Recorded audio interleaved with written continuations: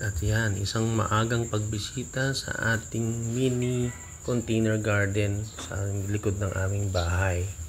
So, hiniwalay ko na po yung mga sira, mga kinain ng manok.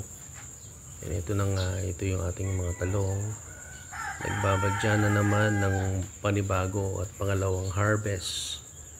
Papansinin ho natin, yan, may mga nasira dahil ho sa lakas ng ulan. Tinanggal na ho natin yung mga yan.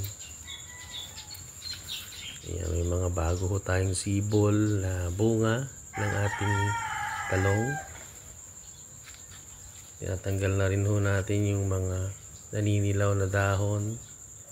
Ayan, as much as possible, ayoko po makita na mayroong dilaw. So, kulang pa ho ako sa abono. So, marahil sa susunod ng mga araw ay mag-aabono na ho tayo.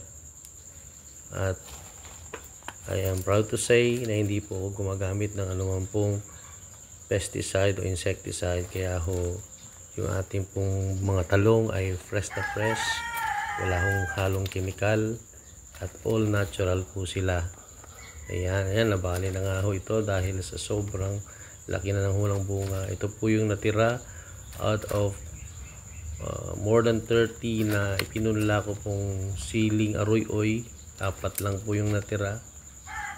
Ito naman po out of 40 na talong, ito lang po yung nakasurvive dahil po sa mga manok.